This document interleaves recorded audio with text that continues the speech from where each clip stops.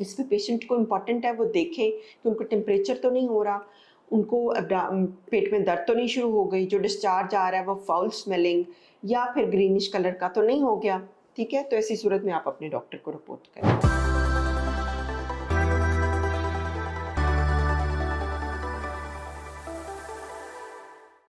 अस्सलाम वालेकुम, मेरा नाम डॉक्टर तंजीला रहमान है और मैं कंसल्टेंट ऑब्स्टेट्रिशियन एंड गायनेकोलॉजिस्ट हूँ। आज आपको बताऊँगी कि जब प्रेगनेंसी में वाटर बैग रप्चर हो जाता है तो आपको क्या करना चाहिए। सबसे पहले ये है कि वाटर बैग होता क्या है। वाटर बैग माँ के पेट के अंदर बच्चे के इर्द गिर्द एक कुशन बनाने के लिए कुदरत ने पानी की एक थैली रखी होती है जिसके अंदर बच्चा मौजूद होता है माँ के पेट के अंदर।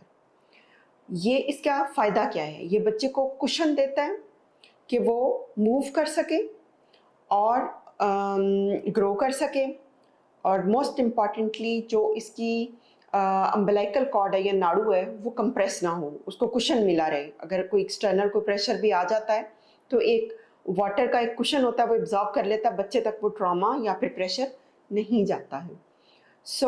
ये बहुत इंपॉर्टेंट एक स्ट्रक्चर है। जब वाटर बैग रप्चर करता है तो फर्दर क्या होना चाहिए। वाटर बैग रप्चर करना 3 सूरत हाल में मैं आपको बताऊंगी। एक ये है कि आपकी 37 वीक्स कंप्लीट हो चुके हैं या 9वां महीना स्टार्ट हो गया हुआ है या फिर 9वां महीना भी लगा नहीं है और वाटर बैग रप्चर कर गया। पहले बताती हूँ कि जब 9वां महीना आपका स्टार्ट हुआ है तो ये पता कैसे चलती है। इसके अलामात ये होती हैं कि गश ऑफ फ्लूइड आता है, आपको खड़े खड़े आपको लगता है कि पानी ऐसे गश की तरह निकला, आप उसको कंट्रोल नहीं कर सकें।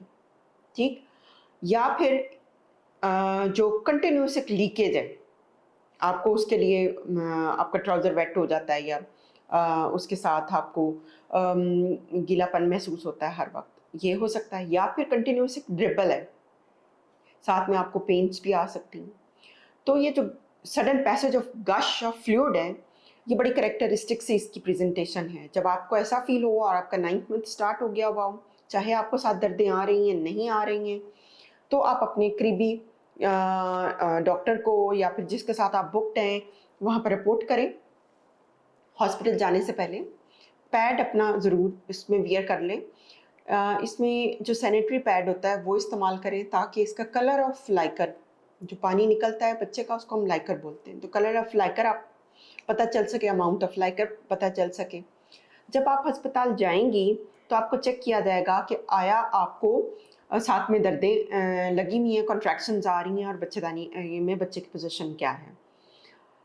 यूजुअली 12 घंटे के लिए वेट किया जाता है कि आपको खुद ही दर्दें स्टार्ट हो जाएंगी, क्योंकि ये वाटर बैग का रप्चर कर जाना भी एक साइन ऑफ लेबर ही है।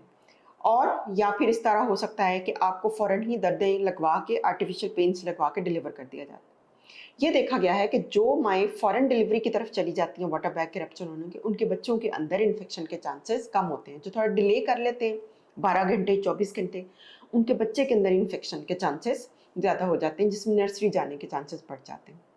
ठीक है, इसी सिचुएशन में आपको जो डॉक्टर है वो एंटीबायोटिक्स देंगी और साथ में आपकी फर्दर मैनेजमेंट प्लान करेंगी और बच्चे की हार्ट बीट चेक होगी। ठीक, अगर आपका बच्चा जो है अभी 37 वीक्स का नहीं हुआ है और आपको पहले से वाटर बैग रप्चर कर गया है, जैसे कि 7वां महीना से लेकर 9वें महीने के दरमियान में अगर ये हुआ है, तो फ़ौरन बच्चे की डिलीवरी प्लान नहीं की जाती। आप अस्पताल जाएंगी, आपको वो स्टीरॉयड कवर देंगे ताकि आपके बच्चे के लंग्स मैच्योर हो सके फॉर डिलीवरी, और एंटीबायोटिक्स पे आपको रखा जाएगा और आपके ब्लड के कुछ टेस्ट कराए जाएंगे और बच्चे का अल्ट्रासाउंड रिपीटेडली कराया जाएगा और कुछ वक्त आपका गुजरवाया जाएगा ताकि आपका 9th मंथ के जितने करीब आप जा सकती हैं आप जाएं और फिर डिलीवर हों। ऐसी सूरत में most of the times doctors आपको एडमिटेड टू हॉस्पिटल ही रखते हैं या बहुत क्लोज फॉलो अप, जैसे हर दूसरे तीसरे दिन आपके आके चेकअप कराना पड़ता है। इसमें पेशेंट को इम्पॉर्टेंट है वो देखें कि उनको टेम्परेचर तो नहीं हो रहा, उनको पेट में दर्द तो नहीं शुरू हो गई, जो डिस्चार्ज आ रहा है वो फाउल स्मेलिंग या फिर ग्रीनिश कलर का तो नहीं हो गया। ठीक है, तो ऐसी सूरत में आप अपने डॉक्टर को रिपोर्ट करें। फिर है कि अगर ये 23 वीक से पहले हो गया, लीकिंग हो गई, आपको वाटर बैग रप्चर करके, फिर ऐसी सूरत में इस बच्चे का बचना थोड़ा मुश्किल हो जाता है। ठीक है, डॉक्टर आपको इतनी उम्मीद नहीं दिलाते हैं क्योंकि इस वक्त तक बच्चे के अभी लंग्स मैच्योर नहीं हुए हुए होते और उसके अंदर टेंडेंसी नहीं होती कि वो अपनी ज़िंदगी खुद गुजार सके। ऐसे बच्चे लंबा अरसा नर्सरी में रहते हैं और इनके अंदर डिफेक्ट्स के चांसेस भी बढ़ जाते हैं। कुछ केसेस में ऐसे होता है कि पहले वाटर बैग रप्चर कर जाए और फिर वो सील कर जाए, लेकिन ये फ्यूअर केसेस में होता है, ठीक है।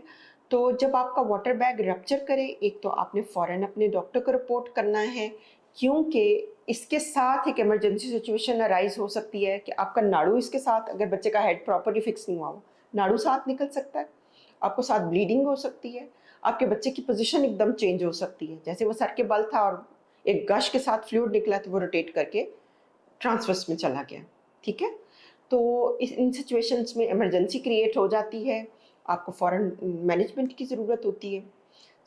अब जब भी आपको लगे कि वाटर बैग आप प्रेग्नेंट हैं, आपका वाटर बैग रप्चर कर गया है या आपकी कोई फ्रेंड है, कोई घर में है, तो इमीडिएटली वो पैड वेयर ऑन करेंगी, इमीडिएटली अपने डॉक्टर के पास जाएंगी और अपने बच्चे की मूवमेंट का ध्यान रखेंगी, ठीक है।